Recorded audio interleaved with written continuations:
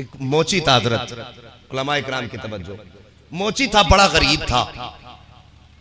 اس کے دل میں تمنا جاگی میں کسی دن اپنے گھر نبی کے ذکر کی میلاد کا انعقاد کروں گا. غریب تھا لیکن تمنا بہت بڑی تھی.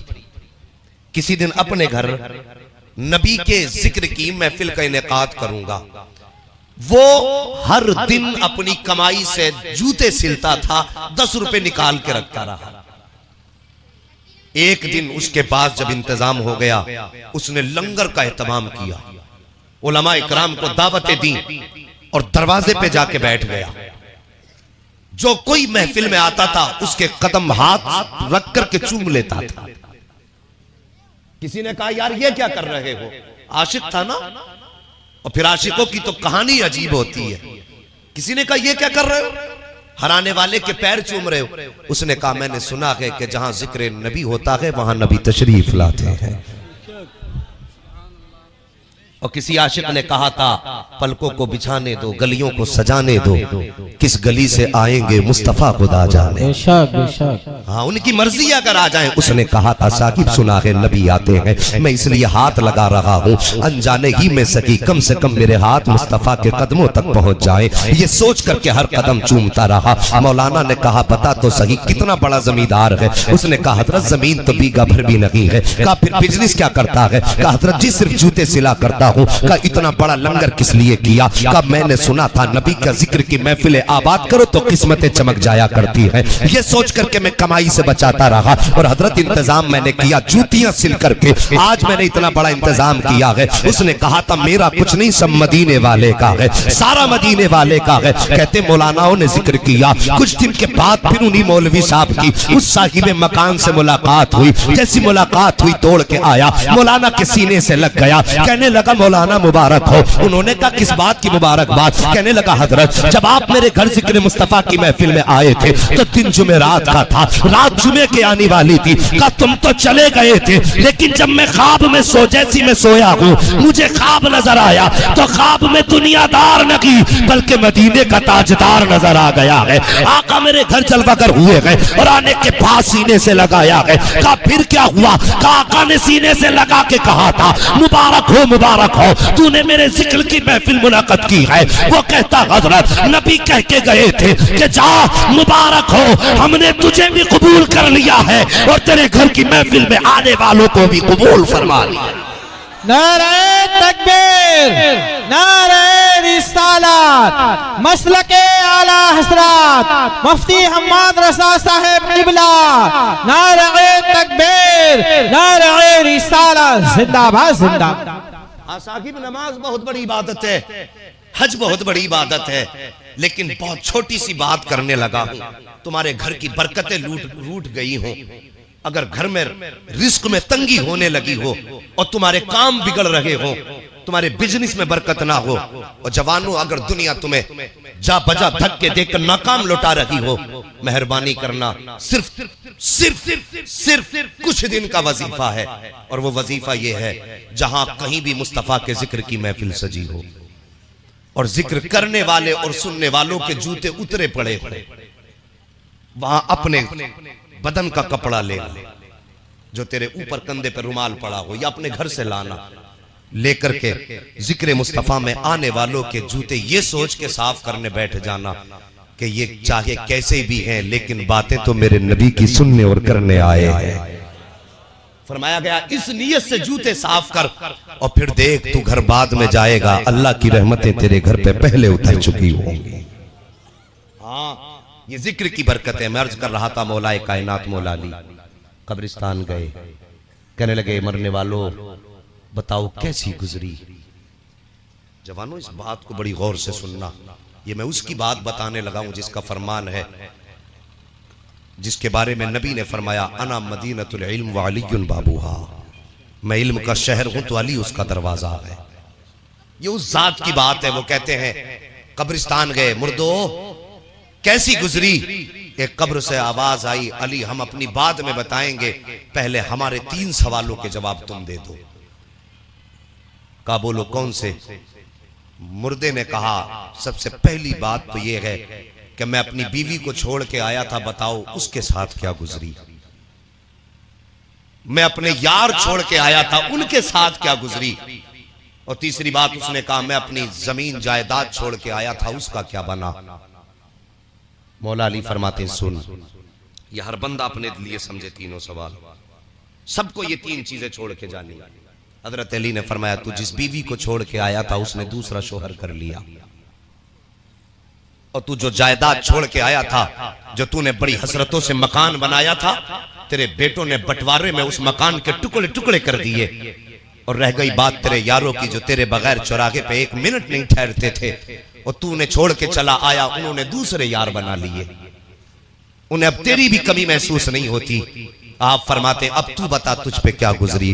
اس نے کہا علی تمہیں کیا بتاؤں، جیسی میں نے قبر میں آ کر کے ٹھکانہ بنایا، ابھی کچھ لمحے گزرے تھے، علی قبر نے ایسا جھٹکا دیا تھا کہ پہلے کی جھٹکے میں دنیا کی ساری نعمتوں کے اور سارے مزوں کا خیال بھی دماغ سے اتر گیا تھا۔ ہاں جوانوں آؤ، نبی کی محفل میں آ جایا کرو، موت جھٹکا قبر جھٹکا دے گی، اور جب جھٹکا دے گی نا تو خدا کی قسم دنیا کی یہ لمحوں والی لذت ہے جس کو ہم مدتوں والی سمجھتے ہیں چند لمحوں میں ختم ہو جائے گی۔ آؤ نبی کی نظروں کے قریب ہو جاؤ، مصطفیٰ کی نگاہوں میں آ جاؤ، آقا کریم کے اپنے آپ کو قریبی بنا لو، خدا کی قسم واللہ وہ سن لیں گے، فریاد کو پہنچیں گے۔ اتنا بھی تو ہو کوئی جو آہ کرے دل سے اللہ اکبر، یہ نہیں کہ ہمارے نبی سنتے نہیں ہیں، سرکار سنتے ہیں، فرشتے بھی پہنچاتے ہیں، آقا چاہتے ہیں تو خود بھی سنا کرتے ہیں، لیکن صاحب ہم جو کہتے ہیں یا رسول اللہ تو ان کی توجہ اپنی طرف کرنے کے لیے کہتے ہیں۔ معاذ اللہ اس کا مطلب یہ نہیں ہے کہ نبی کو جب تک نہ پکارے سنتے نہیں ہیں، توجہ کی بات ہے، ان کا نام لے کر کے توجہ اپنی طرف کیا کرتے ہیں۔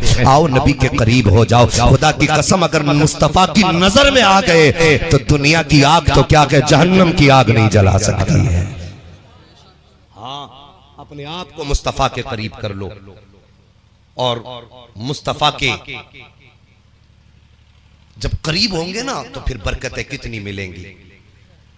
اجازت ہو تو بتا دوں، سارے کہتے ہیں یا رسول اللہ، سبحان اللہ جی، توجہ کریں، ایک بڑا حسین جوان ہے، میرے مصطفیٰ کی نگاہیں ہیں، آقا کی نظر کرم اٹھی اور اس جوان کے چہرے پہ پڑی، جیسی جوان کے چہرے پہ پڑی نا، وہ جوان کوئی اور نہ تھا، ابو جہل کا بیٹا حضرت اکرمہ،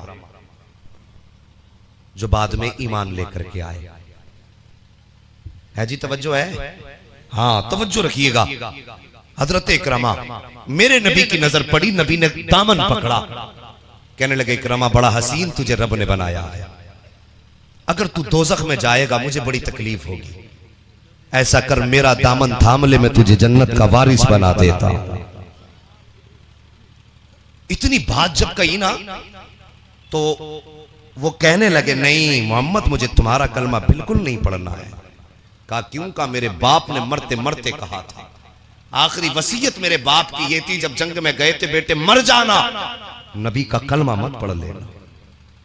اتنی بات اکرمہ نے کہی ہے، میرے نبی نے دامن جھٹکا، کہا اکرمہ کیوں نہیں پڑھ لیتا میرا کلمہ، میں تجھے جنت کا وارث بنا دوں گا۔ حضرت اکرمہ نے دامن چھٹایا، دوڑ لگائی ہے، دوڑتے جا رہے ہیں، کہا کلمہ نہیں پڑھنا ہے، کلمہ نہیں پڑھنا ہے، مگر خدا کی قسم زلف دیکھی ہے کہ نظروں نے گھٹا دیکھی ہے، لٹ گیا جس نے محمد کی ادا دیکھی ہے۔ نگاہ مصطفیٰ پہ جب کوئی چڑھ جائے تو پھر وہ بچ کیسے سکتا ہے؟ دوڑے دوڑتے جا رہے ہیں، کہتے جا رہے ہیں مجھے تمہارا کلمہ نہیں پڑھنا ہے، تمہارا کلمہ نہیں پڑھنا ہے، یہ کہتے کہتے دوڑتے جا رہے ہیں، بت خانے میں پہنچے اور جا کے اپنے جو بت رکھے تھے مٹی کے، جا کے کہنے لگے خداؤ مجھے بچا لو، آج مجھ پہ محمد کی نظر پڑ گئی ہے۔ اتنا کہنا تھا کہ بت منہ کے بل گر جاتے ہیں، ٹکڑے ہوئے، ٹوٹے بلتوں سے صدا آئی تھی، اکرمہ آج تجھے کوئی نہیں بچا سکتا ہے، اس لیے کہ تجھ پہ نظر عبداللہ کے لخت جگر کی پڑ گئی ہے، اب کوئی نہیں بچا سکتا ہے۔ اکرمہ کہنے لگے میں نے تو تم کو خدا مانا تھا، تم نے بھی ساتھ چھوڑ دیا ہے.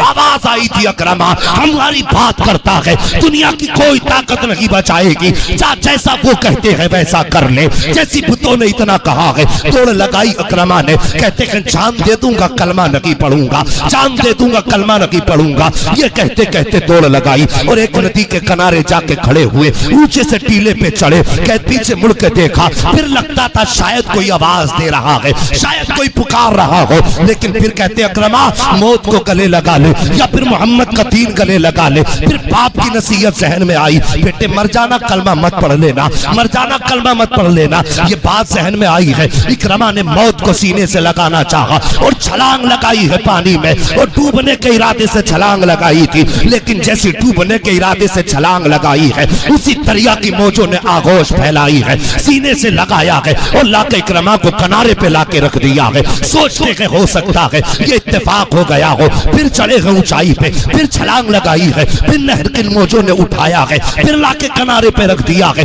3 مرتبہ چھلانگ لگائی تھی, لیکن موجوں نے اٹھا کر کے کنارے پہ لا کے رکھ دیا ہے. جب پریشان ہو گئے, اس کے بعد رخ کیا موجوں کی طرف اور کہنے لگے, اے موجوں کیا معاملہ ہے, تم مجھے ڈبا کیوں نہیں دیتی ہے؟ تو لہروں سے آواز آئی تھی, اکرما تجھ پہ محمد کی نظر پڑ گئی ہے, اور جس پہ ان کی نظر پڑ جاتی ہے کائنات کی کوئی چیز اس کو ڈبا نہیں سکتی ہے. نعرہ تکبیر, نعرہ رسالت.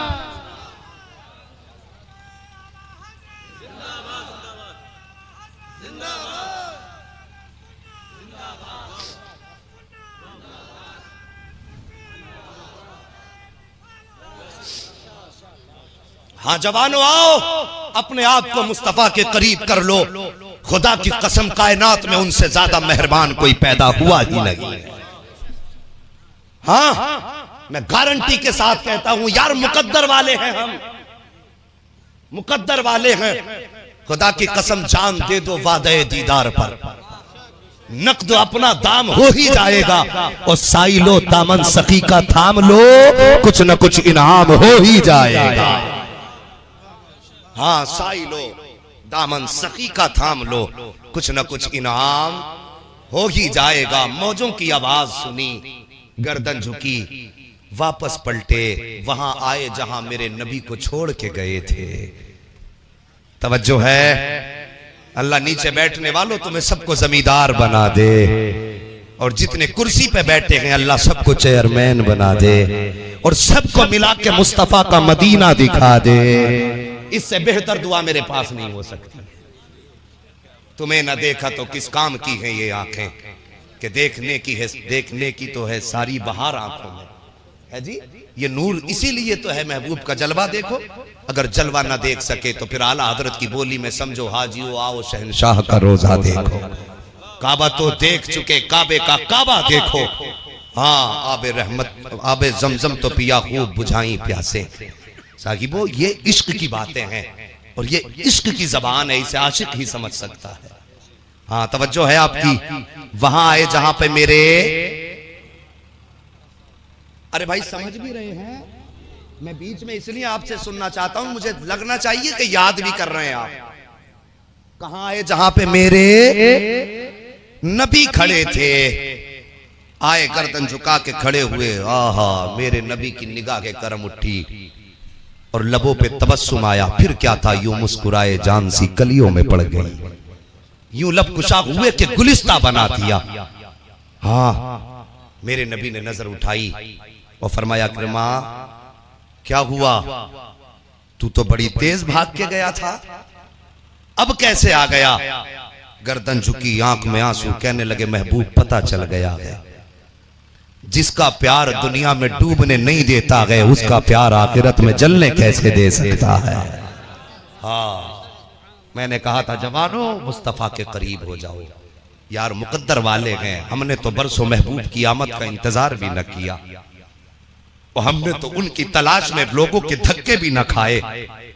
اللہ اکبر, کیسی کیسی مسافتیں لوگوں نے طے کی, اور تب جا کے مصطفیٰ کے قدموں تک پہنچے.